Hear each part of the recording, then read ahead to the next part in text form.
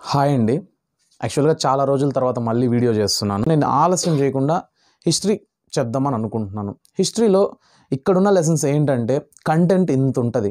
కానీ స్టోరీ దాంట్లో ఇంతే ఉంటది.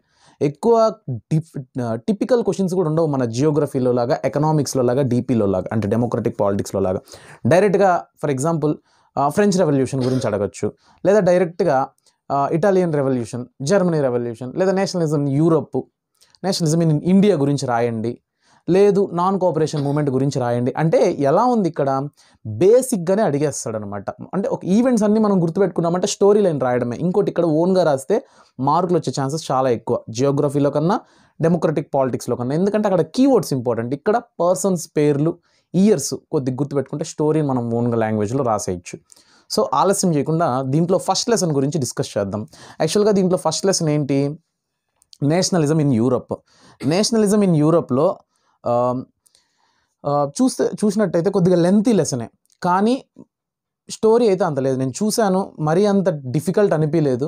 నా వల్లైనంత జియోగ్రఫీ ఎలాగైతే మీకు బాగా నచ్చిందో దానికంటే బాగా చెప్పడానికే ట్రై చేస్తాను. ఇంకోటి హిస్టరీ ఈజ్ ఎ మిస్టరీ. ఎంత చదివినా ఏదో ఒకటి మనకు తెలియని పాయింట్ ఖచ్చితంగా ఎగ్జామ్‌లో వస్తది. సో దానికి మీరు పానిక్ అవ్వకుండా standard questions, standard topics perfect ఉన్నారంటే దట్స్ బెటర్. ఇప్పుడు ఈ లెసన్‌లో కూడా ఇంత ఉంది. నేను I will try my level best to cover all the topics అనమాట. Major topics and short and క్రిస్ప్‌గా లెస్ దెన్ 1 అవర్ ఉండడానికి ట్రై చేద్దాం. హిస్టరీ కదా మేబీ ఒక 1 అవర్ దాటొచ్చు.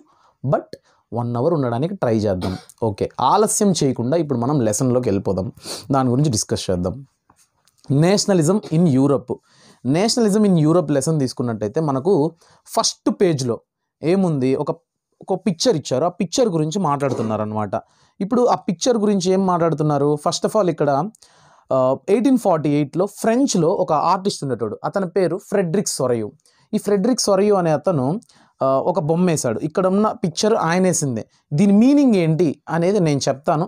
నేను చెప్పక ముందే ఈ టైంకే మీరు కమెంట్ చేయండి. ఒకసారి నా వీడియోని పాస్ చేసి ఆ పిక్చర్ని చూస్తే మీకేమనిపిస్తుంది? ఎందుకంటే మీకు ఇలాంటి చాప్టర్స్ నుంచి, హిస్టరీ నుంచి ఎలాంటి క్వశ్చన్స్ వస్తాయి తెలిసిన? ఒక పిక్చర్ ఇచ్చేసి what is depict in this picture, what do understand by this picture అంటాడు. సో నాకేం అండర్స్టాండో నేను చెప్తాను. సో మీరేం అండర్స్టాండ్ చేసుకున్నారో మీరు చెప్పాలి కదా. ఒక్కసారి కమెంట్ చేయండి. నేను ఇప్పుడు చెప్తాను. స్టార్ట్ చేస్తున్నాను. ఇప్పుడు ఈ పిక్చర్ పేరేంటంటే ప్యాక్ట్ బిట్వీన్ నేషన్స్. అంటే నేషన్స్ మధ్య ఒప్పందం, కంట్రీస్ మధ్య ఒప్పందం. ఇక్కడ పిక్చర్లో చూసినట్టయితే స్టాచ్యూ ఆఫ్ లిబర్టీ ఉంది. ఓకే. స్టాచ్యూ ఆఫ్ లిబర్టీ అక్కడ వైట్ కలర్ స్టాచ్యూ ఉంది కదా. స్టాచ్యూ ఆఫ్ లిబర్టీ మనం రియల్గా మూవీస్లో కానీ రియల్గానే స్టాచ్యూ ఆఫ్ లిబర్టీ ఏ కంట్రీలో ఉంది అనేది మీరు కమెంట్ చేయండి. ఓకే. ఇక్కడ స్టాచ్యూ ఆఫ్ లిబర్టీ ఒక హ్యాండ్లో టార్చ్ ఉంది, ఇంకొక హ్యాండ్లో హ్యూమన్ రైట్స్ చార్టర్ అంటే మానవ హక్కులు బుక్. మన హ్యూమన్ రైట్స్, ఫండమెంటల్ రైట్స్ మన కాన్స్టిట్యూషన్లో ఎలా ఉన్నాయో ఆ బుక్ పెట్టుకొని ఉంది. ఒక చేతితో టార్చ్ ఇలా పైకి పెట్టుకొని ఉంది. నెక్స్ట్ ముందర ఒక వేస్ట్ మొత్తం ఉంది. అక్కడ వేస్ట్ చూసినట్టయితే గోల్డ్ కలర్లో, వైట్ కలర్లో అన్నీ ఉన్నాయన్నమాట. అంటే బ్రోకన్ వేస్ట్ ఆఫ్ మొనార్కీ, అంటే కింగ్స్ యొక్క వేస్ట్ మొత్తం అక్కడ ఉంది. ఓకే. ఇక్కడ దీన్ని బట్టి మనం ఏం అర్థం చేసుకోవాలి? ఈ మొనార్కీని ఎండ్ చేసి ఈ డెమోక్రసీ, రిపబ్లిక్ అనేది వస్తుంది with the help of statue of Liberty. Liberty nothing but freedom type. So ఈ ఒక టేస్ట్లో టార్చ్ పట్టుకొని ఒక చేతిలో ఎన్లైట్మెంట్ అనమాట. అందరికీ ద రియల్ సందేశం ఏందో చూపిస్తూ మనకు హక్కులు ఉన్నాయని ఒక చేతిలో బుక్ పెట్టుకొని స్టాచ్యూ ఆఫ్ లిబర్టీ నిల్చొని ఉంది. దీన్ని అతను పిక్చర్ ద్వారా చూపించాడు. ఈ పిక్చర్కి ఏం పేరు పెట్టాడు? Pact of the nations. ఎప్పుడు రాశాడు? ఎప్పుడు పిక్చర్ గీశాడు? 1848లో. ఎవరు రాశారు? ఫ్రెడరిక్ సొరయు. ఇతను ఏ దేశానికి చెందినవాడు? French. Enough, more than enough. దీనికి మించి ఇక్కడ నేర్చుకోవడానికి ఏమీ లేదు. ఓకే. తర్వాత అలానే నెక్స్ట్ పేజ్కి మీరు షిఫ్ట్ అవ్వండి. ఇప్పుడు ఇక్కడేముంది? మనము కొన్ని క్వశ్చన్స్ అరెస్ట్ చేశాడు. ఈ క్వశ్చన్స్లో మనం ఏం తెలుసుకోబోతున్నాం? What changes were seen nationalism in Europe. యూరప్లో మొనార్కిక్ ఉండేది. మొనార్కిక్ నుంచి నేషనలిజం ఎలా వచ్చింది? చేంజెస్ ఏంటి? How did nationalism rise in Europe. అసలు ఆ నేషనలిజం ఐడియా ఎలా రైజ్ అయింది? How people struggled for nationalism. అక్కడున్న మన ఇండియాలో మనం ఫ్రీడమ్ ఫైటర్స్ అంటాం కదా, ఎలా ఇబ్బందులు పడారు, అక్కడ నేషనలిజం మూమెంట్లో పీపుల్ ఎలా స్ట్రగుల్ అయ్యారు. How did dynasty rule end in Europe. అంటే యూరప్లో చాలా కింగ్డమ్స్ ఉన్నాయి కదా, అవి ఎలా ఎండ్ అయ్యాయి అనేది నేర్చుకోబోతున్నాం. సో ఈ క్వశ్చన్స్ అన్నిటినీ ఆన్సర్స్ తెలుసుకున్నామంటే ఈ నేషనలిజం ఇన్ యూరప్ అనే లెసన్ కంప్లీట్ అవుతుంది. సో ఒక ఇంట్రొడక్షన్ టైప్లో మనకు అయిపోయింది. ఇప్పుడు మనము మాట్లాడుకుందాం లెసన్ గురించి. ఫస్ట్ ఆర్టికల్ ఓపెన్ చేద్దాం. Okay, first article the French revolution and the idea of nation. The French revolution and the idea of nation. So మనకి ఇక్కడ French revolution is a main keyword. French revolution story చెప్పేస్తాను, మీరు ఖచ్చితంగా text book అయితే చూడాలి. ఈ text బుక్లో నేను ఏ పాయింట్ మిస్ చేసినా మీరు డైరెక్ట్గా నాకు కమెంట్ చేయొచ్చు. నేను ఖచ్చితంగా ఏ పాయింట్ మిస్ చేయను, అంతకు మించి ఎక్స్ట్రా ఇన్ఫర్మేషన్ మీకు అర్థమయ్యేలా చెప్తాను, ఎందుకంటే ఇది ఒక స్టోరీ లాంటిది కాబట్టి. So French revolution and the idea of nation. ఈ ఫ్రెంచ్ రెవల్యూషన్ అనేది ఏంటి స్టోరీ, దానివల్ల ఈ rise of idea of nation, ఈ నేషనలిజం అనే ఐడియా ఎలా అరైజ్ అయ్యింది అనేది మనం తెలుసుకోబోతున్నాము. Okay, first of all French రెవల్యూషన్కి ఎలాగ దారి తీసిందంటే 1789లో స్టార్ట్ అయిందనమాట. ఆ ఫ్రెంచ్లో రెవల్యూషన్ టైప్లో. ఆ రెవల్యూషన్ అనేది స్టార్టింగే ఫస్ట్ రోజే మాకు డెమోక్రసీ కావాలి, మాకు రిపబ్లిక్ కావాలని ఎవడు అడగరు. మన ఇండియాలో కూడా నేషనలిజం ఇండియాలో ఏం జరిగింది, ఫస్ట్ డేనే మాకు స్వతంత్రం కావాలని అడిగారా లేదా ఏం జరిగిందో అప్పుడు తెలుసుకుంటారు. సేమ్ ఇక్కడ కూడా సిమిలర్ ప్యాటర్నే. ఫస్ట్ ఆఫ్ ఆల్ డే 1నే ఏమీ డైరెక్ట్ అటాక్ ఉండదు. మాకు నేషనలిజం కావాలి, మాకు ఐడియా ఆఫ్ నేషనలిజం, మాకు డెమోక్రసీ కావాలి, పీపుల్స్కి రైట్ కావాలి, ఈక్వాలిటీ కావాలి. ఒక్కొక్క చిన్న ప్రాబ్లం నుంచి ఒకటికి రాయితో గోడ కట్టినట్టే ఒక చిన్న ప్రాబ్లం నుంచి ఐడియా ఆఫ్ నేషనలిజం అనేది అరైజ్ అయింది. సో ఓకే, ఈ ఫ్రెంచ్ రెవల్యూషన్ ద్వారా ఏం జరిగింది అంటే ఏం బెనిఫిట్ జరిగిందో ఫస్ట్ చెప్తాను. అంటే వావ్ ఇన్ని జరిగాయా, ఇన్ని జరగడానికి ఏం జరిగింది అని ఒక క్వశ్చన్, ఒక ఇంట్రెస్ట్ అనేది మనలో అరైజ్ అవుతుంది. అంటే మనకు సినిమాల్లో కూడా పుష్ప 2 చూస్తాము, స్టార్టింగ్లోనే వాడు జపాన్లో వెళ్ళి చూపించాడు. వాడు జపాన్కి ఎందుకు వెళ్ళాడు, ఎలా వెళ్ళాడు అనేది మళ్ళీ బ్యాక్ స్టోరీ. సో అలానే ఇప్పుడు అసలు ఫ్రెంచ్ రెవల్యూషన్ 1789 ఫ్రెంచ్ రెవల్యూషన్ తర్వాత ఏం జరిగిందో చూద్దాం. ఫస్ట్ పవర్ అనేది మొనార్కీ నుంచి కామన్ సిటిజన్స్కి ట్రాన్స్ఫర్ అయిందనమాట. కామన్ సిటిజన్స్ అంటే వీ ద పీపుల్ అని వచ్చేస్తుంది, ఎందుకంటే మనం ఇండియా గురించి మాట్లాడి అక్కడ కామన్ పీపుల్కి ట్రాన్స్ఫర్ అయింది, అంటే నార్మల్ పీపుల్కి ట్రాన్స్ఫర్ అయిందనమాట. Okay, the 3 colour flag was chosen for France యొక్క ఫ్లాగ్ నేను ఇక్కడ డిస్ప్లే చేస్తాను, మీరు చూడండి. ఆ ఫ్లాగ్ని చూస్ చేసుకున్నారనమాట. ఇప్పుడు మనం ఎలా 3 రంగుల జెండా ఒక్కొక్క రంగుకి ఒక్కొక్క మీనింగ్ ఉందో, వాళ్ళు 3 coloured flag it's set of meaning అనమాట. French language was declared as the national language. French లాంగ్వేజ్ని నేషనల్ లాంగ్వేజ్గా డిక్లేర్ చేసినారు. అంతకుముందు ఫ్రాన్స్ అనేది combined of so many kingdoms కదా, డిఫరెంట్ లాంగ్వేజెస్ ఉండేది. అఫీషియల్ లాంగ్వేజ్గా ఫ్రెంచ్ని డిక్లేర్ చేసుకున్నారు. New national anthem was composed and oaths taken అనమాట. అంటే ఫ్రాన్స్ దేశం కొత్త నేషనల్ యాంథమ్ని కంపోజ్ చేసుకొని డిఫరెంట్ ఓత్స్ అంటే ప్రమాణాలు, అంటే లైక్ ఒక సిటిజన్ ఇలా ఉండాలి అలా ఉండాలి అనేసి. Next estates general was elected and renamed the national assembly. అంటే అంతకుముందు మొనార్కిక్ గవర్నమెంట్ పెట్టిన వాటన్నిటినీ ఇప్పుడు వచ్చిన డెమోక్రటిక్ పీపుల్ అబాలిష్ చేసేసి రీనేమ్ చేసుకొని వాళ్ళకు అనుగుణంగా మార్చుకున్నారనమాట. ఓకే, ఇప్పుడు ఫస్ట్ ఆఫ్ ఆల్ ఫ్రెంచ్ ఆర్మీస్లో కూడా స్టార్ట్ అయింది. French armies began to carry the idea of nationalism abroad. అంటే ఈ ఫ్రెంచ్ ఆర్మీస్ ఏం చేశారంటే ఈ నేషనలిజం అనే ఐడియాని ముందుకు తీసుకొచ్చారు. ఎందుకంటే అప్పట్లో ఏంటంటే ఆర్మీస్, కమాండర్స్, జనరల్స్ వీళ్ళు ఎక్కువ పవర్ఫుల్గా ఉంటారనమాట. లైక్ కింగ్ ఎంతో, కింగ్ తర్వాత ఆర్మీ జనరల్. సో వీళ్ళ చేతుల్లో మొత్తం ఆర్మీ ఉంటుంది కాబట్టి nothing but equal to king అనమాట. But king is a hierarchical supremacy కాబట్టి అతను సుప్రీం హెడ్. తర్వాత మేజర్ పవర్ ఎవరి చేతుల్లో ఉంటుంది, వీళ్ళ చేతుల్లో ఉంటుంది.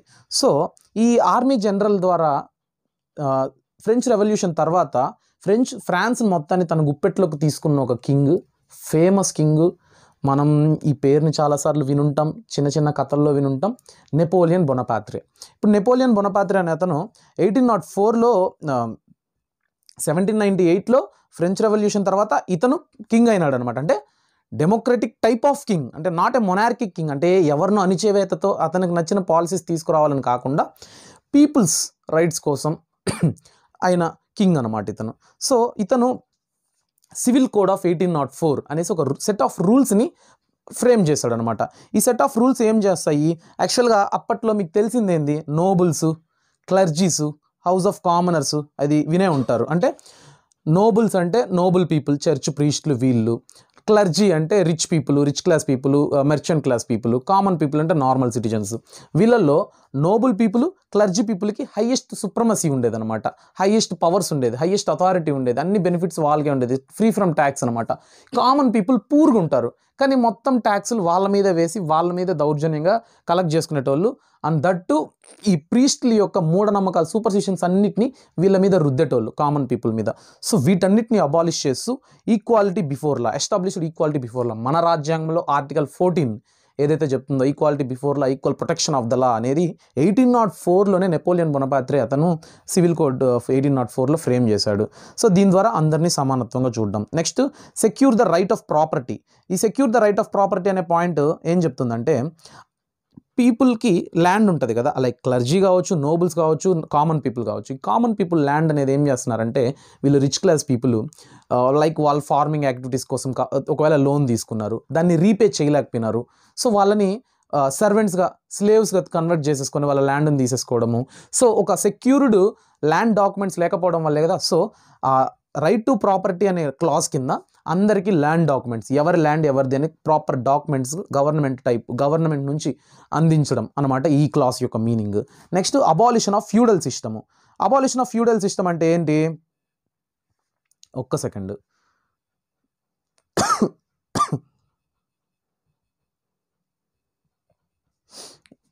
ఏం లేదు, టెక్స్ట్ బుక్ లేదనమాట. సో నేను ట్యాబ్లో పీడిఎఫ్ డౌన్లోడ్ చేశాను, text book PDF. Screen off అయిపోయింది. సో మళ్ళీ ఆ పీడిఎఫ్లో ఆ పేజ్ ఓపెన్ చేయాల్సి వచ్చింది. Okay, abolition of feudal system. Feudal system అంటే ఏంటి? వీళ్ళు ల్యాండ్ లార్డ్స్ ఉంటారు కదా, జమీందార్. మనకు ఎలా నేను ప్రతిదీ మన ఇండియన్ టైప్లోకి ఎగ్జాంపుల్స్గా కన్వర్ట్ చేసి చెప్తాను, కన్ఫ్యూజ్ అవ్వకుండా అర్థం చేసుకోవడానికి ట్రై చేయండి. ఇప్పుడు మనకి ఎలా జమీందార్స్ ఉంటారు, మనం ల్యాండ్లెస్ పీపుల్, దాన్ని పీజెంట్స్ అంటాం కదా. వీళ్ళని ఎలాగా ట్యాక్సులు, హై ట్యాక్సెస్ పే చేయలేక వాళ్ళ ల్యాండ్లు దౌర్జన్యంగా లాగేసుకోవడం, చిన్న చిన్న ల్యాండ్లు ఉండే వాళ్ళ దగ్గర వెట్టి చాకరీ చేయించుకోవడం. అలానే అక్కడ ఫ్యూడల్ లార్డ్స్ అంటారు. ఫ్యూడల్ లార్డ్స్ అంటే high rich class people, landlords. వీళ్ళు ఫ్యూడలిజం అనే టాపిక్ ఏంటంటే, వీళ్ళ దగ్గర నుంచి హై ట్యాక్సులు, కామన్ పీపుల్ దగ్గర నుంచి, పేదవాళ్ళ దగ్గర నుంచి హై ట్యాక్సులు వసూలు చేయడము, దట్టు ప్లస్ తక్కువ జీతాలు ఇవ్వడము. ఈ రెండు కామన్గా ప్యారలల్గా జరగడం వల్ల పూర్ క్లాస్ పీపుల్ ఇంకా డిప్రెస్డ్ పూర్ అయిపోతున్నారు. సో ఈ ఫ్యూడలిజం అనే భూతాన్ని అబాలిష్ చేయాలనేసి Napoleon Bonaparte civil code of 1804లో ఫ్రేమ్ చేశాడు. సో సివిల్ కోడ్ ఆఫ్ 1804లో ఏం చెప్పాడు మళ్ళీ ఒకసారి డిస్కస్ చేస్తాను. ఒకసారి let me complete all the points అనమాట. Next transportation and communication system were improved. అంటే ఈ ట్రాన్స్పోర్టేషన్ కమ్యూనికేషన్ సిస్టమ్ ఇంప్రూవ్ చేశారు. అంటే రోడ్స్ వేయించడము.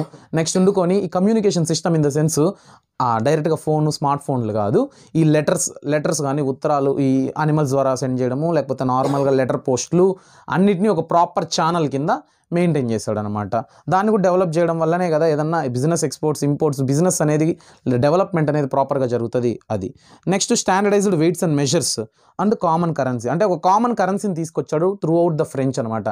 ఎందుకు ఇవి చాలా సింపుల్గా అనిపిస్తుంది. కామన్ కరెన్సీని తీసుకురావడం ఏంటి? ఒక దేశం అన్న ఒక కామన్ కరెన్సీ ఉంటుంది కదా అని.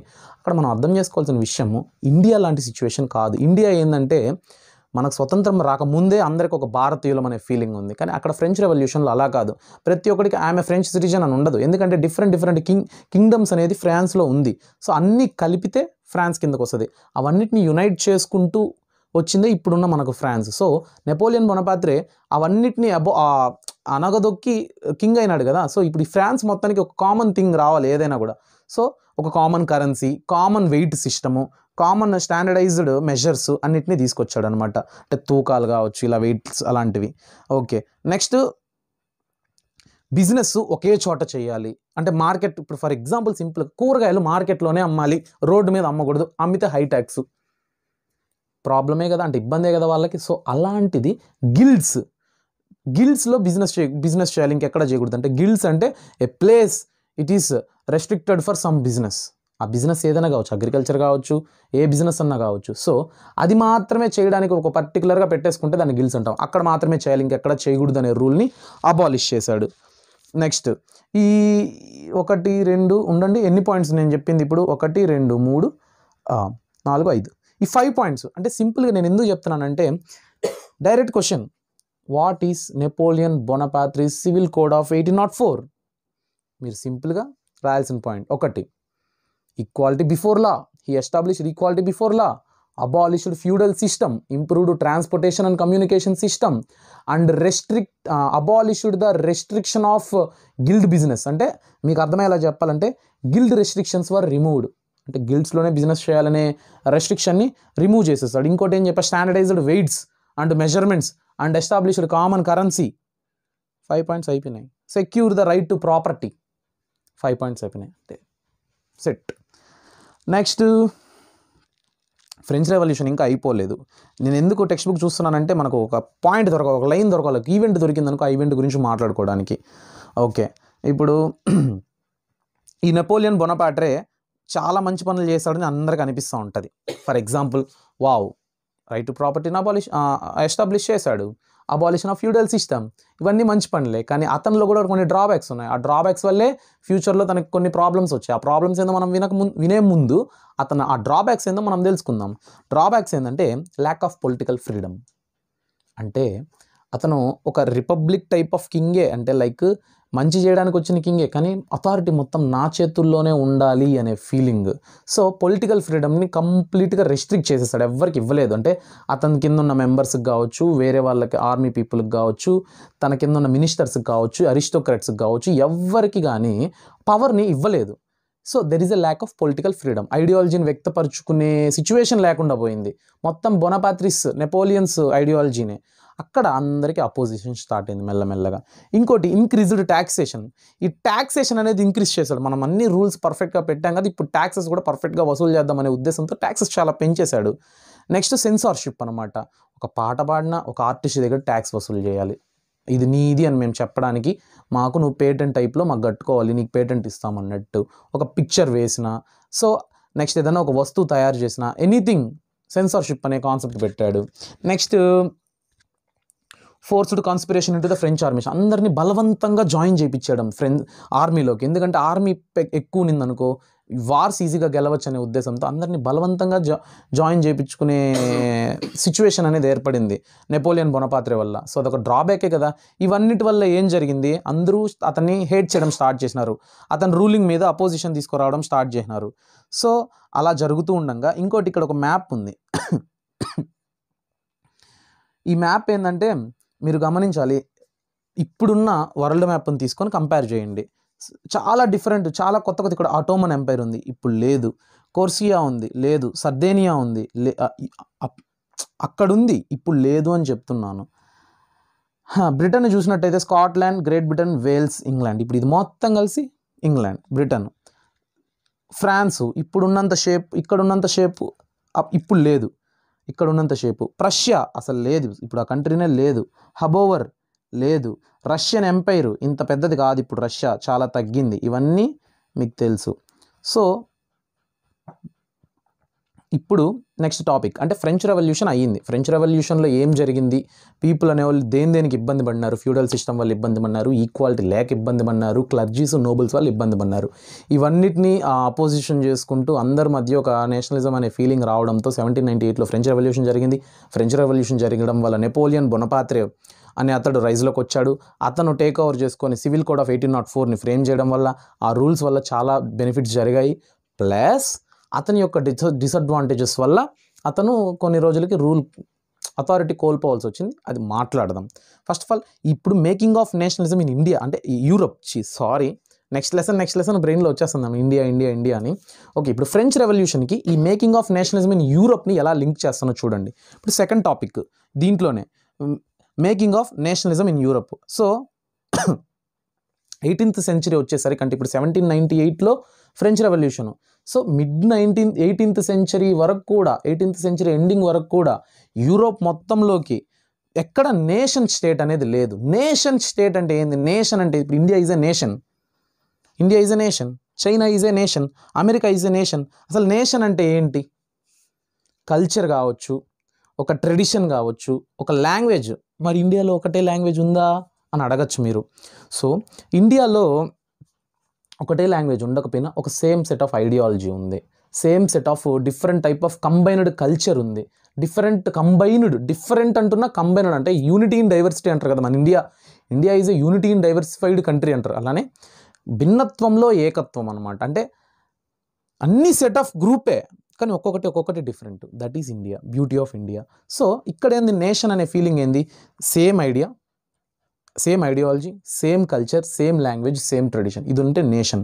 సో ఇది ఉందా త్రూ అవుట్ యూరోప్లో మిడ్ 18th సెంచరీ వరకు లేదు. ఫర్ ఎగ్జాంపుల్ ఇందాక చూపించిన మ్యాప్లోనే హాబ్స్బర్గ్ ఎంపైర్ అని తీసుకున్నట్టయితే ఒక ఎంపైర్, అది ఒక పెద్ద దేశం లాగా, ఒక పెద్ద ప్రాంతం, దేశం అని అనకూడదు, దేశంని నేషన్ అంటాం. సో దేశం కాదు, ఒక పెద్ద ఎంపైర్.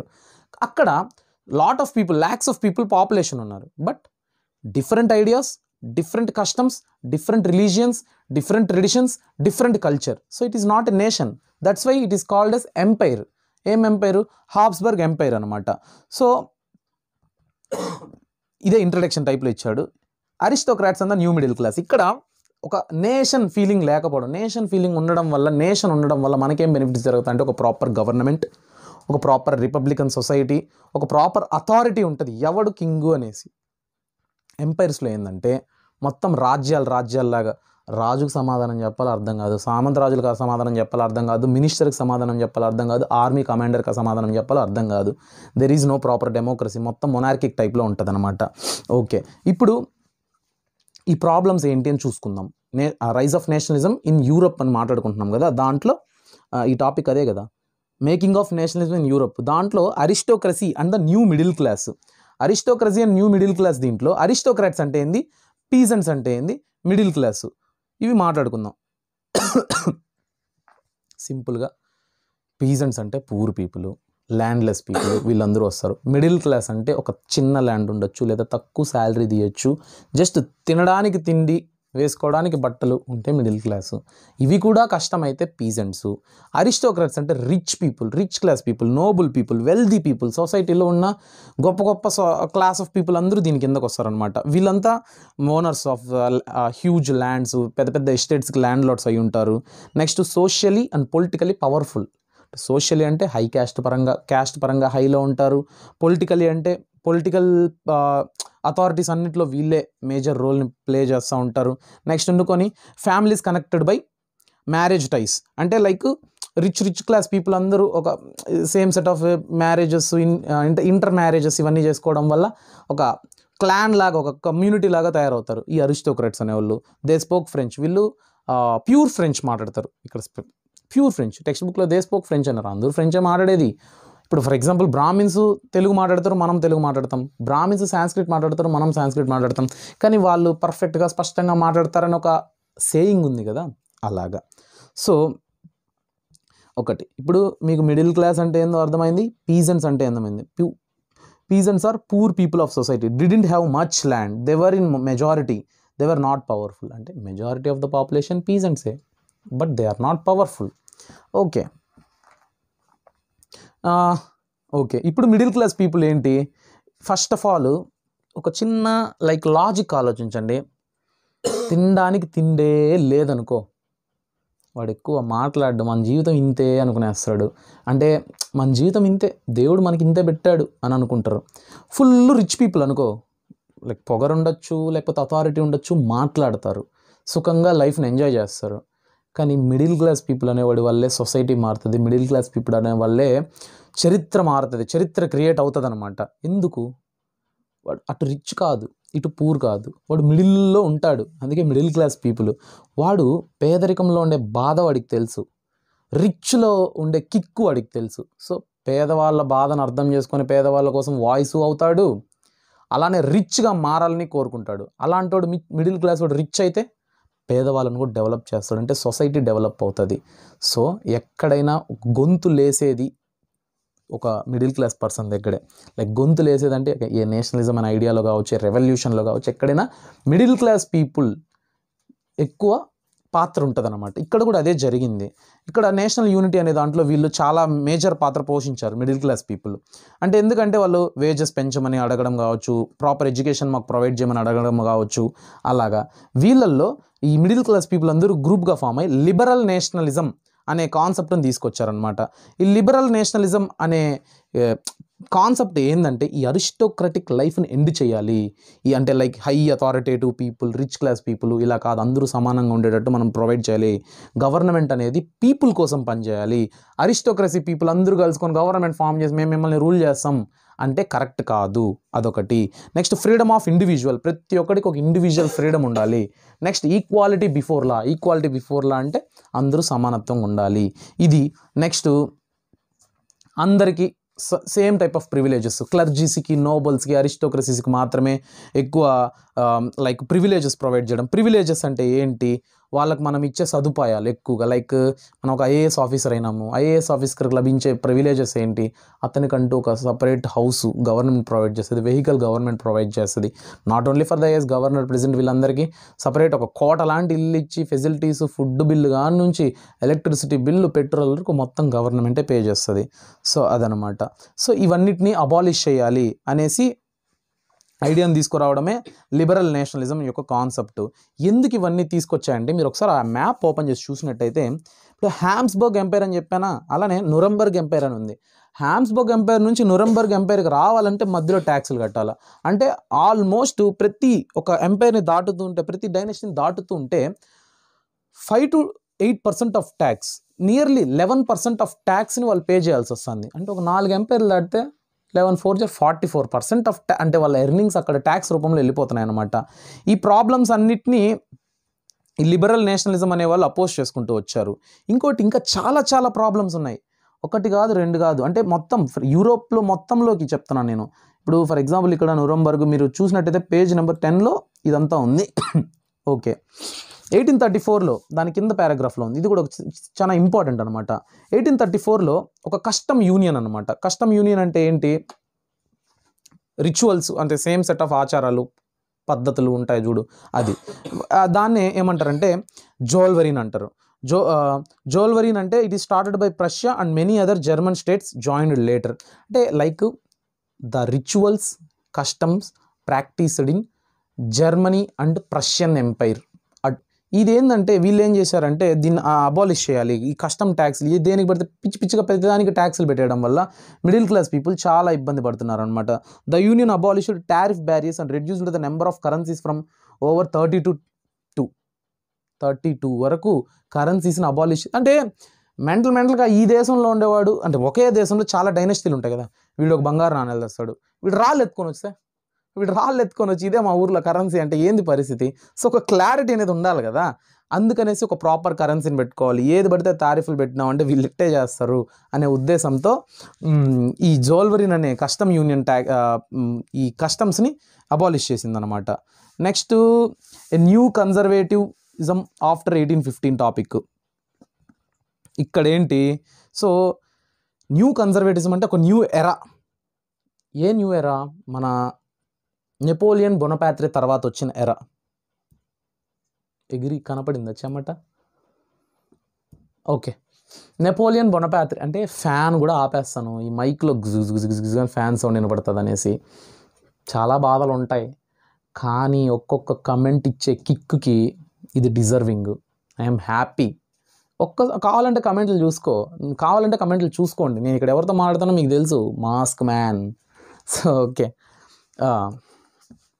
1798లో స్టార్ట్ అయిన నెపోలియన్ బొనపాత్రే ఎరా 1815లో ఎండ్ అయింది. సో ఎండ్ అయిన తర్వాత how did Napoleon rule ended అంటే అతని డిసడ్వాంటేజెస్ అతన్ని ఎండ్ చేసేలా చేశాయి. సో ఈ ఏం జరిగిందంటే, ఒక్క సెకండ్, స్క్రీన్ ఆఫ్ అయిపోతుంది, టెక్స్ట్ బుక్ పూడుస్తుంది, మళ్ళీ ఓపెన్ చేస్తా. అంతలోపు మీరేమన్నా కమెంట్ చేయొచ్చు. ఇది లైవ్ అయితే ఇంకా బాగుండు, తొందరగా 1000 రాని లైవ్లు పెడదాం బాగా.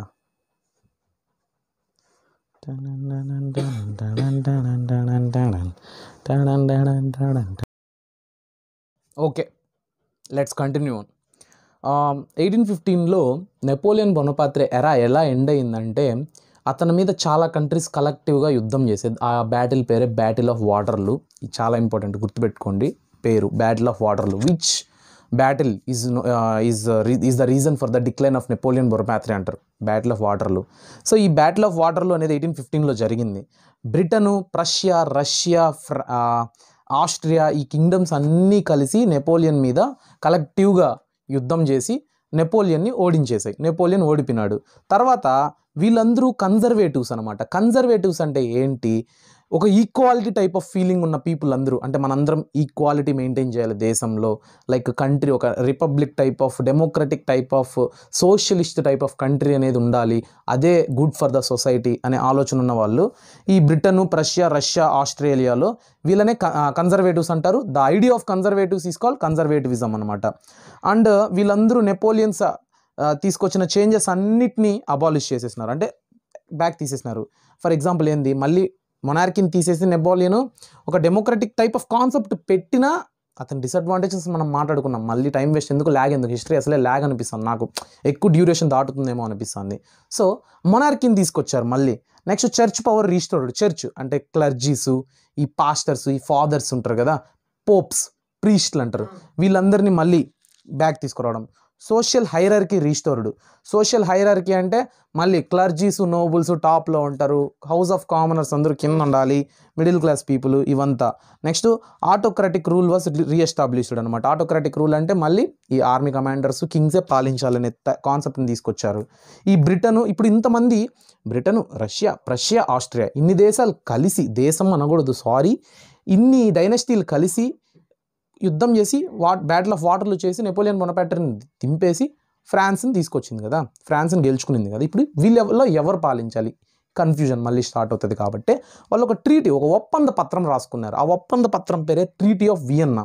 ఇది ఎప్పుడు రాసుకున్నారు, యుద్ధం గెలిచిన వెంటనే 1815లోనే ట్రీటీ ఆఫ్ వియన్నా రాసుకున్నారు. ఇక్కడ ఏంటి, ఫ్రెంచ్లో బర్బోన్ డైనస్టీ అనేది ఉన్నిందనమాట నెపోలియన్ బొనపార్ట్ రాకముందు. ఆ డైనస్టీని ఎండ్ చేసుకునే మన నెపోలియన్ బొనపార్ట్ కింగ్ అయినాడు కదా. బర్బోన్ డైనస్టీని మళ్ళీ రీఎస్టాబ్లిష్ చేసింది వాళ్ళందరూ కలిసి, వాళ్ళ చేతుల్లో పెడదాము అనేసి. నెక్స్ట్ చాలా స్టేట్స్, ఫ్రెంచ్లో చాలా వరకు స్టేట్స్ని రీస్టోర్ చేసుకొచ్చారు. అంటే చాలా కొత్త కొత్త స్టేట్స్ అన్నింటిని ఏర్పాటు చేస్తారు, కొత్త కొత్త ప్రాంతాలన్నింటినీ, స్మాల్ స్టేట్స్. మన ఇండియాలో ఎలా అయితే 28 స్టేట్స్ ఉన్నాయో అలాగా.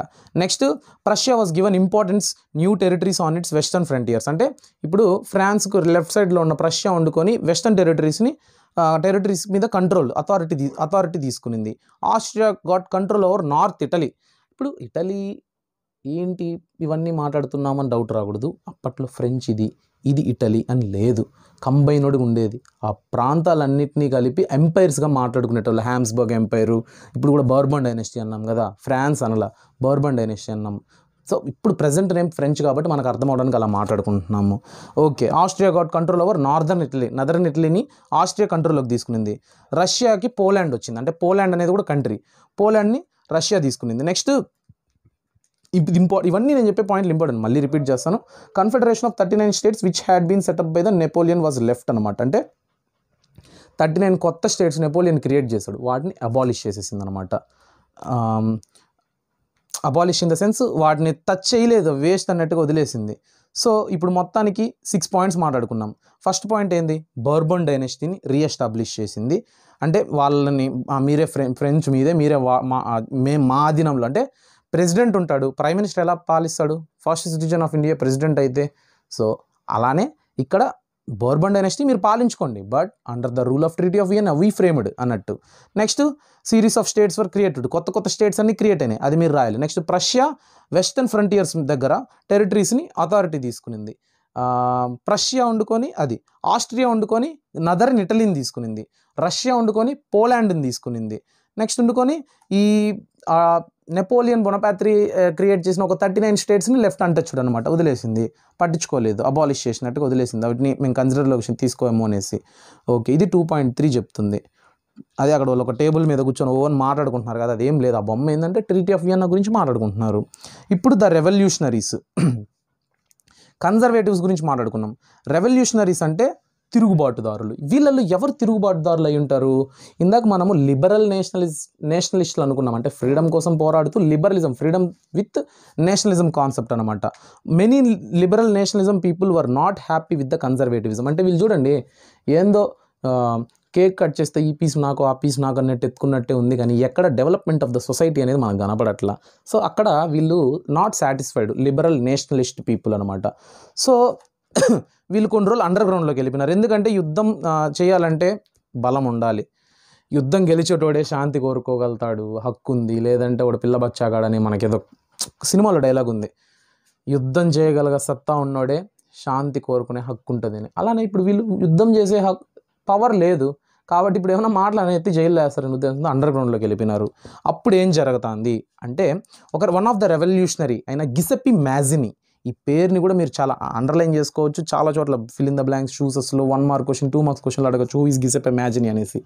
ఓకే, గిసెప్పి మ్యాజిని ఇతను ఎవరంటే జినోయాలో పుట్టాడు, 1807లో పుట్టాడు. Italian revolutionary, member of the secret society of the Carbonari. అంటే ఇక్కడ స్టాటిక్ ఇన్ఫర్మేషన్ ఏంలే, ఎక్కడ పుట్టాడు, ఇటలీలో జెనోయాలో పుట్టాడు 1807లో. ఇటాలియన్ రెవల్యూషన్, ఇటలీకి చెందిన ఆయన రెవల్యూషనరీ పర్సన్. ఇతను సీక్రెట్ సొసైటీ ఆఫ్ ద కార్బొనరీలో ఒక member. The founder of the 2 secret societies అనమాట. ఒకటి యంగ్ ఇటలీ, ఇంకోటి యంగ్ యూరప్. అంటే ఈ రెండు ఒకటి సీక్రెట్ సొసైటీస్ అనమాట, ఒక పార్టీ లాంటిది, ఒక సంఘం లాంటిది. దాంట్లో అతను మెంబర్ అనమాట. ఇతను యూనిఫికేషన్ ఆఫ్ ఇటలీ, ఇటలీన్ రెవల్యూషన్ కదా, ఇటలీ మొత్తాన్ని యూనిఫై చేయాలి అనే ఒక ఆలోచన ఉన్న ఒక పర్సన్ అనమాట. దానికోసం ఫైట్ చేసిన పర్సన్ ఇదే ఉంది ఇక్కడ. Next the rage of revolutions. ఇప్పుడు వన్ ఆఫ్ ద రెవల్యూషనరీ గురించి మాట్లాడుకున్నాం. ఇప్పుడు రెవల్యూషన్స్, ఏజ్ ఆఫ్ రెవల్యూషన్ అంటే అందరూ తిరుగుబాటు చేయడం వల్ల ఏమేమి చేంజెస్ వచ్చాయి అని మాట్లాడుకుందాము. ఈ ఏజ్ ఆఫ్ రెవల్యూషన్ అనేది 1830 నుంచి 1848 వరకు జరిగింది. ఇక్కడ ఏంది, ఒకటి జూలై రెవల్యూషన్ గురించి మనం మాట్లాడుకోవాలి, ఇంకోటి గ్రీక్ రెవల్యూషన్ గురించి మాట్లాడుకోవాలి. ఇప్పుడు జూలై రెవల్యూషన్ గురించి మాట్లాడుకుంటే, ఒకటి ఫ్రెంచ్, బెల్జియం, ఈ రెండింటి మధ్య స్టోరీ. ఫ్రెంచ్లో ఎవరున్నారు, బర్బన్ కింగ్స్ ఉన్నారా. ఒకటి Bourbon kings coronated after the Vienna congress of 1815 were overthrown by liberal revolutionaries. అంటే బర్బన్ కింగ్స్ రూల్ చేస్తున్నారు ఫ్రెంచ్ని 1815 నుంచి అండర్ ట్రీటీ ఆఫ్ వియన్నా. ఈ ట్రీటీ ఆఫ్ వియన్నాని ఏ దేశాలు తీసుకొచ్చాయో ఒక్కసారి నాకు కమెంట్ చేయండి, గుర్తు రావాలి మీకు. ఓకే, వీళ్ళని లిబరల్ రెవల్యూషనరీస్ పీపుల్ ఏం చేశారంటే, వాళ్ళని అదును చూసి అనగదొక్కేసి ఫ్రెంచ్ కాలనీని వీళ్ళు టేక్ ఓవర్ చేసుకున్నారనమాట. ఎస్టాబ్లిష్డ్ కాన్స్టిట్యూషనల్ మొనార్కీ, అంటే రాజ్యాంగబద్ధమైన కింగ్. ఈసారి హైరార్కియల్ కింగ్, మా నాన్న కింగు, మా తాత కింగు, నేను కింగు అనే కాన్సెప్ట్ కాకుండా, next Napoleon Bonaparte type of king కాకుండా, కాన్స్టిట్యూషనల్ కింగ్ అంటే అందరి పీపుల్ యొక్క ఆమోదం మేరకు అయిన కింగ్ అనమాట. Louis Philippe. ఓకేనా. కాన్స్టిట్యూషనల్ మొనార్క్ అంటున్నాం, మళ్ళీ మొనార్క్ అంటే రాజే, కానీ రాజ్యాంగానికి కట్టుబడి ఉండే రాజు. అతని ఐడియాస్ కాదు, రాజ్యాంగంని వైలేట్ చేయకూడదు. సో అది కాన్సెప్ట్. ఇది ఫ్రెంచ్లో జరుగుతోంది. ఓవర్థ్రోన్ చేసేసి లిబరల్ నేషనలిస్టులు లూయిస్ ఫిలిప్ని కింగ్గా ఆమోదించారు. ఇతను ఒక కాన్స్టిట్యూషనల్ మొనార్క్ అనమాట. ఇది జరుగుతూ ఉండగా యునైటెడ్ కింగ్డమ్ ఆఫ్ నెదర్లాండ్, అంటే మీకు మ్యాప్ బాగా ఇంపార్టెంట్, దాన్ని పెట్టుకొని చూడండి. ఇక్కడ బెల్జియంలో ఏం జరుగుతుంది, బెల్జియంకి ఫ్రాన్స్కి మధ్య ఏం జరుగుతుంది అనేది మ్యాటర్. ఇతను బెల్జియంకి చెందినవాడు, సో అది మ్యాటర్. బెల్జియం నుంచి వచ్చి Belgium broke away from the United Kingdom of Netherlands. అంటే ఇతను బెల్జియం నుంచి, అంటే యునైటెడ్ కింగ్డమ్లో బెల్జియం అనేది భాగంగా ఉండేది, ఇప్పుడు లేదు. బెల్జియం క్యాపిటల్ బ్రుజెల్స్, అది సపరేట్ ఇండిపెండెంట్ కంట్రీ. అప్పట్లో యునైటెడ్ కింగ్డమ్ ఇప్పుడున్న ఆ ఐలాండే కాకుండా, ఆ పెద్ద ఐలాండే కాకుండా మ్యాప్లో చాలా వరకు కాలనీస్ ఉండేది. ఇప్పుడు మన ఇండియా కూడా one of the United kingdoms colony కదా, వన్ ఆఫ్ ద టైం. అలాంటిదే బెల్జియం కూడా. దాన్ని కూడా బ్రోకౌట్ చేయన్నారు. నెదర్లాండ్ నుంచి it's breakout and it become independent అనమాట. ఎందుకు, ఈ రెవల్యూషనరీస్ వల్లే.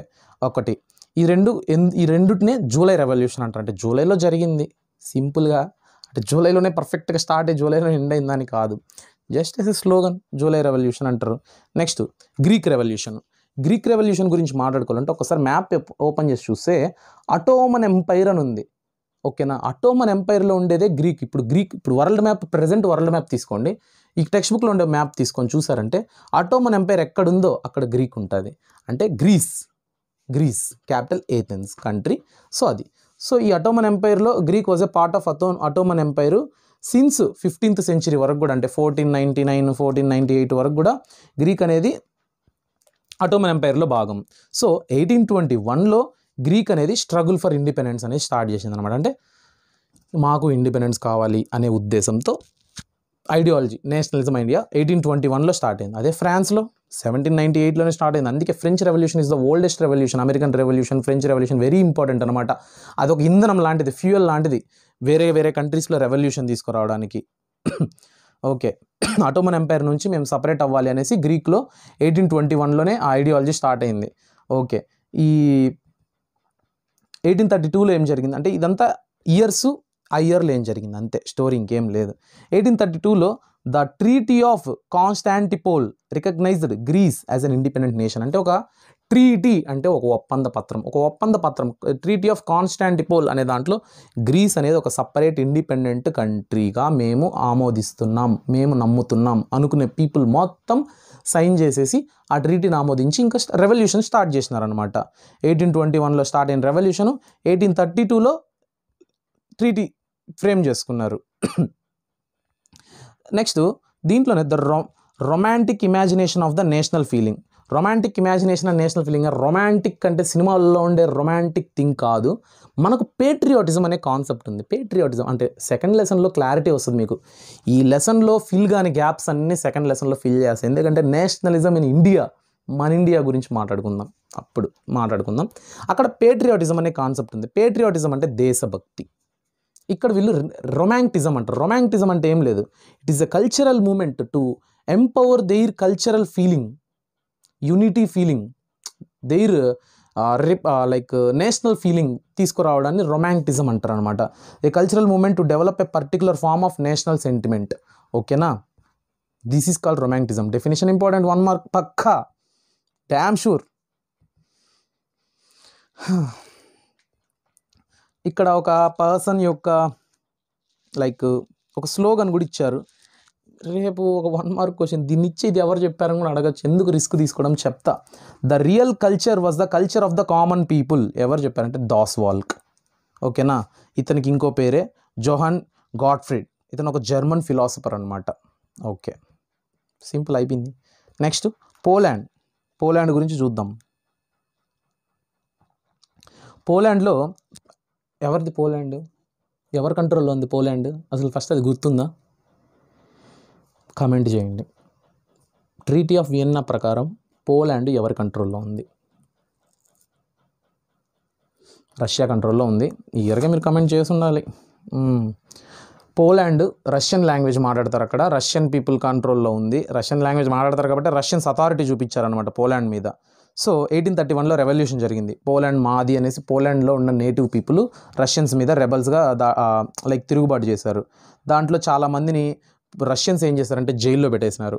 వాళ్ళకి ఏంటంటే రష్యాలో సైబీరియా ఉంది. సైబీరియా అంటే పూర్తిగా మంచు ప్రాంతం, భయంకర -20-30 డిగ్రీస్ ఉంటుంది.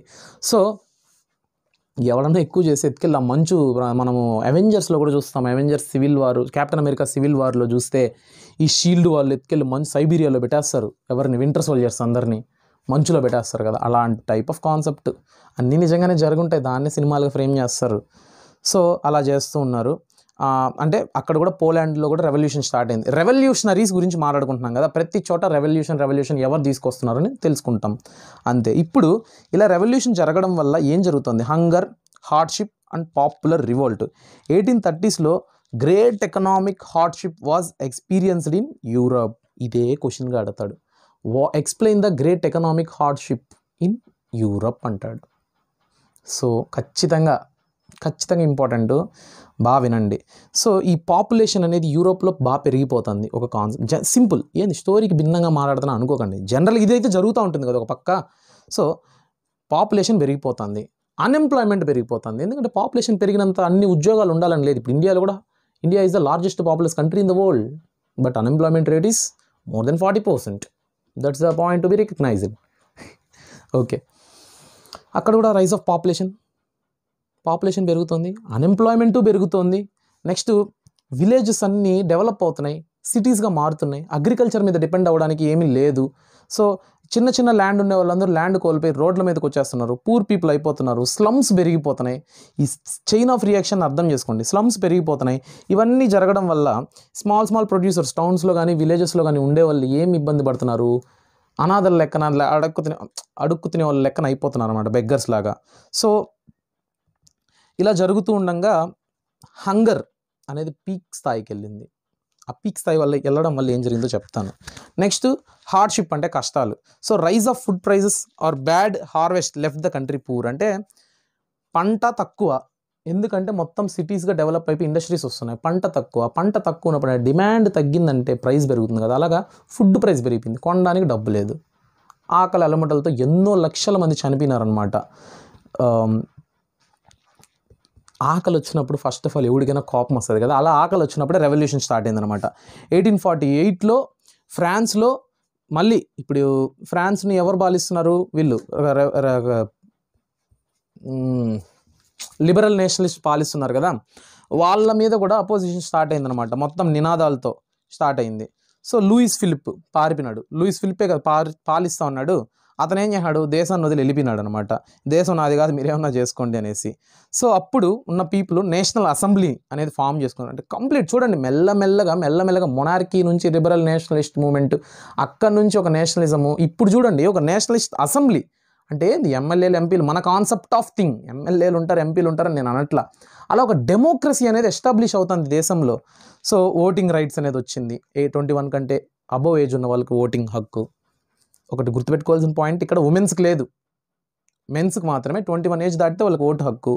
Right to work was guaranteed as a fundamental right అనమాట. అంటే వర్క్ చేయడం, పని కల్పించడం గవర్నమెంట్ బాధ్యత అనే కాన్సెప్ట్ తీసుకురావడం స్టార్ట్ అయిందనమాట. ఇలానే ఉండడంతో ఇంకా చాలా సిరీస్ ఆఫ్ ఈవెంట్స్. 1845లో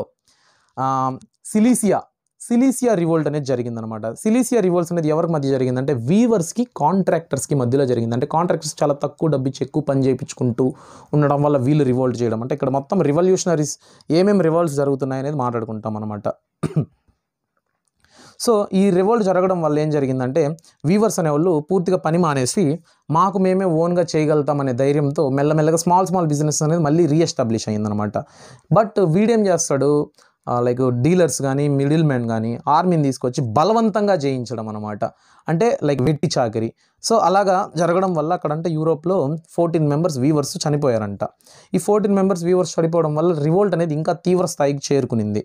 అలానే జరుగుతుండగా ఇప్పుడు అలానే రివోల్ట్ ఆఫ్ లిబరల్స్ కూడా రివోల్ట్ చేయడం స్టార్ట్ చేసినారు. ఆర్టికల్ 3.3 1848లో లిబరల్స్ కూడా ఫైట్ చేయడం స్టార్ట్ చేసినారు. ఇదేంది, లిబరల్స్ అనేవాళ్ళు మీకు చెప్పాను, చదువుకున్న వాళ్ళు, మిడిల్ క్లాస్ పీపుల్ అని. వీళ్ళు కూడా అంటే పూర్ పీపుల్కి హెల్ప్ చేయడం స్టార్ట్ చేసినారు. మాకంటూ ఒక నేషన్ స్టేట్ కావాలి, ఒక పర్టికులర్ నేషన్ కావాలి, మాకంటూ పార్లమెంటరీ ప్రిన్సిపల్, మాకు ఒక సెట్ ఆఫ్ బుక్ కావాలి, కాన్స్టిట్యూషన్ అనే బుక్ కావాలి, దాంట్లో రూల్స్ ఉండాలి, అన్నీ పర్ఫెక్ట్గా ప్లాన్డ్గా జరగాలి, ఎవడికి ఇష్టం వచ్చినట్టు వాడు మాట్లాడేసి జరిగేసేది కాదు అని వీళ్ళు మాట్లాడడం స్టార్ట్ చేసినారనమాట. German revolution of the liberals అనమాట. అంటే ఈ రెవల్యూషన్ ఆఫ్ ద లిబరల్స్ది జర్మన్లో ఏం ఇంపాక్ట్ జరిగిందంటే జర్మనీ రీజన్లో కూడా ఈ మిడిల్ క్లాస్ పీపుల్ అనేవాళ్ళు ఆల్ జర్మన్ నేషనల్ అసెంబ్లీ అనే పార్టీ పెట్టారు. దాంట్లో 831 మెంబర్స్ ఉన్నారు. అంటే 18th May 1848లో ఆల్ జర్మన్ నేషనల్ అసెంబ్లీ అనే పార్టీ పెట్టి దాంట్లో 831 మెంబర్స్ ఇంక్లూడ్ అయ్యారు, మిడిల్ క్లాస్ పీపుల్. వాళ్ళని లిబరల్స్ అంటాం. వీళ్ళు ఫ్రాంక్ఫర్ట్ అనే దీంట్లో అంటే లైక్ ఒక మనకు ఇప్పుడు రాజ్యసభ, లోక్సభ లాగా ఒక ప్లేస్ అనమాట. ఫ్రాంక్ఫర్ట్ అనేది ఒక పెద్ద చర్చ్ హాల్. అక్కడ కలిసి రాజ్యాంగాన్ని ఫ్రేమ్ చేసుకున్నారనమాట. కాన్స్టిట్యూషన్ మమ్మల్ని మేము పాలించుకుంటాం అనేసి. దీన్ని తీసుకెళ్ళి ప్రష్యన్ కింగ్కి ఇచ్చాడు. అంటే ప్రష్యన్ కింగ్ సపోర్ట్ కోరడం కోసం ఈ బుక్ని తీసుకొచ్చి Prussian king Frederick William IV, అప్పుడు కింగ్ ఫ్రెడ్రిక్ విలియం IVకి ఈ బుక్ని ప్రజెంట్ చేసి మమ్మల్ని మీరు పాలిస్తారా, దీన్ని వాడండి, ఈ బుక్ వాడండి, అంటే లైక్ ఈ బుక్ని ఒక సెట్ ఆఫ్ ప్రిన్సిపల్గా పెట్టుకొని మమ్మల్ని పాలించండి అనేసి వీళ్ళు రిక్వెస్ట్ చేసుకున్నారు. బట్ అది ఫెయిల్ అయిందనమాట. ఎందుకు ఫెయిల్ అయిందంటే ఈ monarch realised that importance of granting concessions to the liberal nationalist revolutionaries for preventing unrest in the society. అంటే వీళ్ళు వచ్చి అడిగింది మనం చేశామంటే మనము ఏదో బలవంతంగా స్టేట్ని తీసుకున్నట్టు కాదు, వీళ్ళు వేసిన భిక్ష ద్వారా తీసుకున్నట్టు, రేపు మనం మాట్లాడలేని పరిస్థితి రావచ్చు అనే ఉద్దేశంతో వాళ్ళు వద్దనుకున్నారనమాట.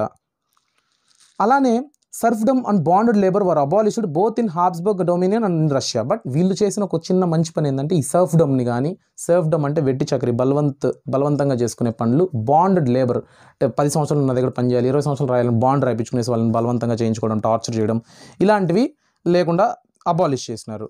నెక్స్ట్ హంగేరియన్స్ వేర్ గ్రాంటెడ్ అటానమీ అనమాట. హంగరీ అనే కంట్రీ ఉంది కదా మనం మాట్లాడుకున్నాము, దానికి అటానమీ ఇచ్చేసినారు. ఓకే, మీ దేశాన్ని మీరు పాలించుకోవచ్చు అనేసి.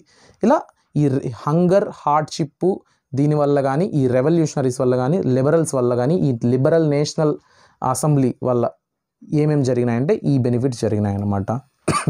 చర్చ్ కూడా చూడండి మీరు, Frankfurt church. Okay, 4th article the making of Germany and Italy. Germany, Italy ఎలా ఫామ్ అయింది అంటే ఇప్పుడు జర్మన్స్ వెళ్ళారు, ఇది ఫెయిల్ అయింది కదా, వాళ్ళు Prussian king Frederick William IV ఆ ఫెయిల్ అయిన తర్వాత ఏం చేశారు, middle class people landlords దగ్గరికి వెళ్ళారు. ల్యాండ్ లార్డ్స్ దగ్గరికి వెళ్ళి హెల్ప్ అడిగారు అనమాట. ప్రష్యాలో ఉండే ల్యాండ్ లార్డ్స్ దగ్గరికి వెళ్ళి అడిగితే వాళ్ళు ఏం చేశారు, మనము అంటే ల్యాండ్ లార్డ్స్ తెలివైన వాళ్ళు, డబ్బుతో కొడతారు ఎవరినైనా. ప్రష్యన్ యొక్క చీఫ్ మినిస్టర్ దగ్గరికి వెళ్ళి అటోమన్ బిస్మార్క్, వెరీ ఇంపార్టెంట్ నేమ్ గుర్తుపెట్టుకోండి, అటోమన్ బిస్మార్క్. ప్రషియన్ చీఫ్ మినిస్టర్, వాడి దగ్గరికి వెళ్ళి హెల్ప్ అడిగితే వాడి మిలిటరీని ఉపయోగించి లైక్ ఫ్రాన్స్తో, ఆస్ట్రియాతో, డెన్మార్క్తో, ఈ కంట్రీస్తో యుద్ధం చేశాడు.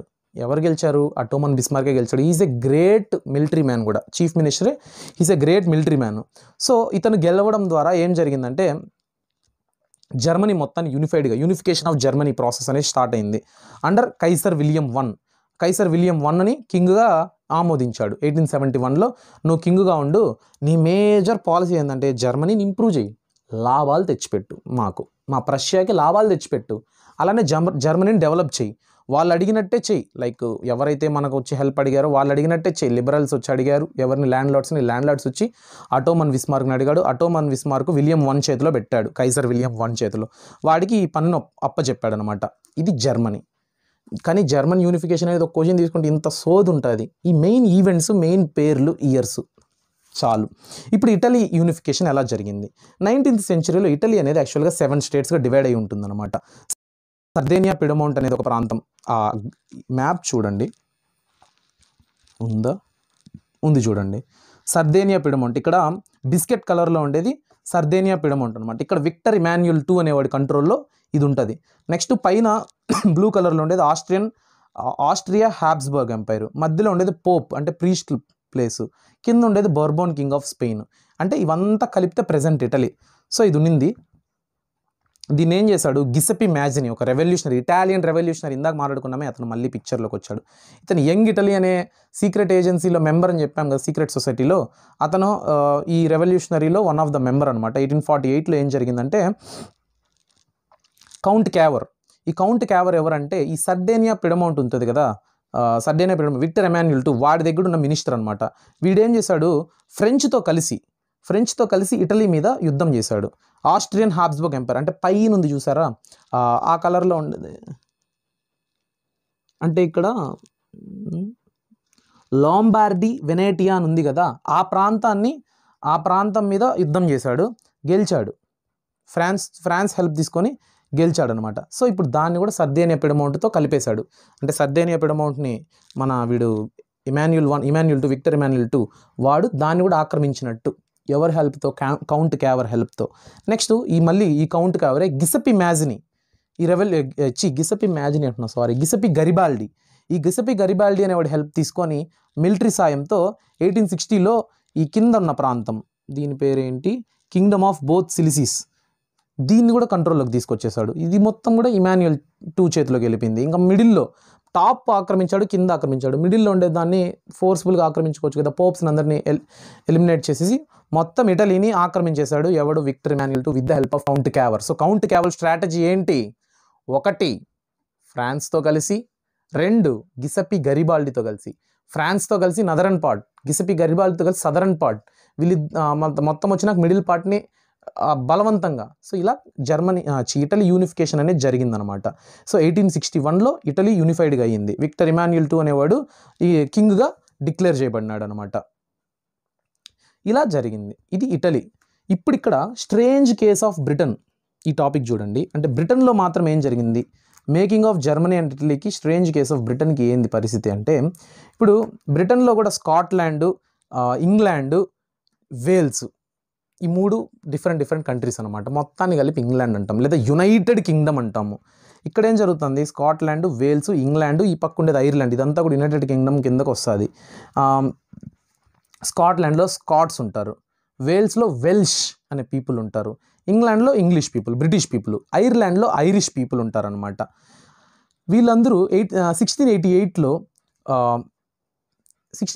ఏంటంటే ఈ కింద ఇంగ్లాండ్ ఉంది కదా, వీళ్ళు ఏం చేశారు? స్కాట్లాండ్ని, వేల్స్ని, నెక్స్ట్ ఇక్కడున్న ఐర్లాండ్ని మొత్తాన్ని మొనార్కీని అబాలిష్ చేసి ఇంగ్లీష్ పార్లమెంట్ ఉండాలి అనే కాన్సెప్ట్ తీసుకొచ్చారు 1688లో.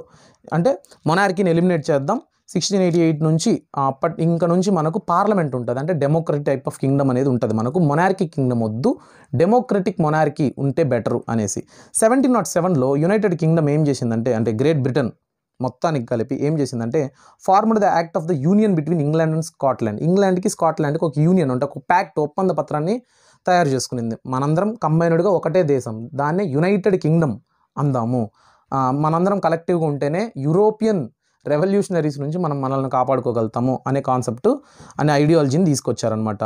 సో స్కాట్లాండ్ అనేది ఒప్పేసుకునింది ఎవరికి, దీనికి వీళ్ళు చెప్పిన మాటలకి ఒప్పేసుకునేసి క్యాథలిక్స్, ప్రొటెస్టెంట్స్ ఐర్లాండ్లో ఉండేవాళ్ళు వాళ్ళు కూడా ఒప్పేసుకున్నారనమాట.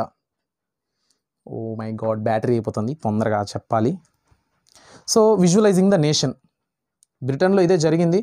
విజువలైజింగ్ ద నేషన్ ఏంటంటే, ఇప్పుడు మనకి India flag, Indian national anthem అన్నా, వందే మాతరం అన్నా ఎంత రెస్పెక్ట్ ఉందో ఆ టైప్ ఆఫ్ ఐడియాలజీ అనేది అక్కడ కూడా స్టార్ట్ అయిందనమాట. అంటే బొమ్మలు గీయడం, దేశం ఫ్లాగులు కానీ, అక్కడున్న ఉమెన్స్ మీద రెస్పెక్ట్ తీసుకురావడం, ఉమెన్స్కి ఈక్వాలిటీ తీసుకురావడానికి ఫీమేల్ ఫిగర్స్ కానీ అలాంటివి తీసుకురావడము. ఫ్రెంచ్ మెరియానా అనేసి ఒక అమ్మాయి ఫోటో, జర్మనీ వాళ్ళు వండుకొని జర్మేనియా అనే ఒక అంటే లేడీ టైప్ ఆఫ్ థింగ్. లేడీస్కి కూడా ఎంపవర్మెంట్ రావాలంటే దేశం, ఇప్పుడు మనకు కూడా తెలుగు తల్లి అంటాం, భారత మాత అంటాం, ఉమెన్కి ఆ ఇంపార్టెన్స్ అనేది మనం అక్కడ నుంచే స్టార్ట్ చేయాలనే ఉద్దేశం వీళ్ళు కూడా తీసుకొచ్చారు. నెక్స్ట్ 5th ఆర్టికల్లోనే నేషనలిజం అండ్ ఇంపీరియలిజం అని ఉంది. నేషనలిజం అండ్ ఇంపీరియలిజం అంటే ఏంటంటే, ఇక్కడ 19th సెంచరీ ఎండ్ అయ్యేసరికి దేశంలో మొత్తం డెమోక్రసీ అనేది ఎస్టాబ్లిష్ అయింది. Almost a large nation begins to occupy smaller nations to expand it's territories and powers. This is called imperialism. అంటే ఒక లార్జ్ నేషన్ స్మాల్ నేషన్ అన్నింటిని ఆక్యుపై చేసుకునేదాన్నే ఇంపీరియలిజం అంటాం. అలానే బ్రిటిష్ ఇండియాని ఆక్యుపై చేసుకునేది కాలనీగా, దాన్ని ఇంపీరియలిజం అంటాము. అంటే వాళ్ళు కొట్టుకునేది అయిపోయింది, వాళ్ళందరూ కలిసిపోయి ప్రపంచం మీద పడినారు. మొత్తానికి కన్క్లూజన్ ఇది వాడు చెప్తున్నాడు. అంతే కదా, మీకు ఒక ఐడియా వచ్చి ఉంటుంది. స్టార్టింగ్లో వాళ్ళు ఇటలీకి, జర్మనీకి, ఫ్రాన్స్కి, పోలాండ్కి, రష్యాకి, ప్రష్యాకి, ఇంగ్లాండ్కి, స్కాట్లాండ్కి, వేల్స్కి, ఐర్లాండ్కి గొడవలు జరుగుతున్నాయి. వాళ్ళందరూ కలిసిపోయినారు, అందరి మీదకి వచ్చినారు. Next Balkans region, it was under the control of Ottoman empire. ఈ కూడా బల్కాన్స్ రీజన్ గురించి మాట్లాడుకుందాం. ఎందుకు ఫాస్ట్గా మాట్లాడుతున్నా అంటే, కొద్దిగా స్లోగా పెట్టుకొని చూడండి వీడియో. సారీ, ఎందుకంటే అక్కడ బ్యాటరీ బ్లింక్ అవుతుంది. వీడియో కానీ కెమెరా కానీ ఆఫ్ అయిపోయిందంటే మళ్ళీ అసలు అది వీడియో ఉండదా కూడా నాకు తెలియదు, అందుకని. ఓకే, బల్కాన్స్ రీజన్ అనేది it was a region of geographical and ethnic variations comprising of modern day Romania, Bulgaria, Albania, Greece అనమాట. అంటే ఈ బల్కాన్స్ రీజన్ అనేది ఈ ప్రాంతాలన్నిటికీ కంబైన్డ్గా ఉంటుంది ప్రజెంట్. అదొకటి. Fiercely jealous of each other and each hope to gain more territory at the expense. ఇంత waste ఈ topic అంతా వేస్ట్. అంటే like I don't feel it as a important. Anti imperial movement అనేది మళ్ళీ స్టార్ట్ అయింది. Anti imperial అంటే డీకాలనైజ్ అవ్వడం, అది వాళ్ళ నుంచి స్టార్ట్ అవ్వాల అపోజిషన్. ఇప్పుడు మన ఇండియాలో మనం ఎలా ఫ్రీడమ్ స్ట్రగుల్ చేసాం, అన్ని దేశాల నుంచి ఫ్రీడమ్ స్ట్రగుల్ రావడంతో యాంటీ ఇంపీరియలిజం మూమెంట్ స్టార్ట్ అయింది. అంటే యూరోప్ అనేది ఇక్కడ ఉన్నింది, ఇక్కడికి లేసింది, ఇక్కడ నుంచి కాలనీ సెంటర్ చేసుకునింది, మళ్ళీ పడిపోయింది. ఇది నేషనలిజం ఇన్ యూరప్. ఓకే, ఇది నేషనలిజం ఇన్ యూరప్ అనే లెసన్. ఏమైనా డౌట్స్ ఉంటే కమెంట్ చేయండి. ఈసారి కమెంట్లో లెంతీగా చేయండి, నేను లెంతీగా చెప్తాను. ఎందుకంటే ఈ వీడియోని నేను కొద్దిగా ఫాస్ట్గా చెప్పానేమో అని నాకు అనిపిస్తోంది. చాలా రోజుల తర్వాత వచ్చిన చాలా బాగా చెప్దాం అనుకున్నా, చెప్పానని అనుకుంటున్నా. ఇప్పటికీ ప్రాబ్లం ఏం లేదు, డౌట్ ఉంటే అడగండి. నేషనలిజం ఇన్ ఇండియా అనే లెసన్తో వెంటనే మీ ముందరకు వస్తాయి. ఈసారి టైం వేస్ట్ చేయను. కమెంట్స్కి నేను ఇన్స్పైర్ అయినా అంతే, మీ నుంచే నాకు ఇన్స్పిరేషన్ వచ్చింది. Thank you. నచ్చితే సబ్స్క్రైబ్, లైక్, షేర్లు అన్నీ చేసేసుకోండి. బాయ్.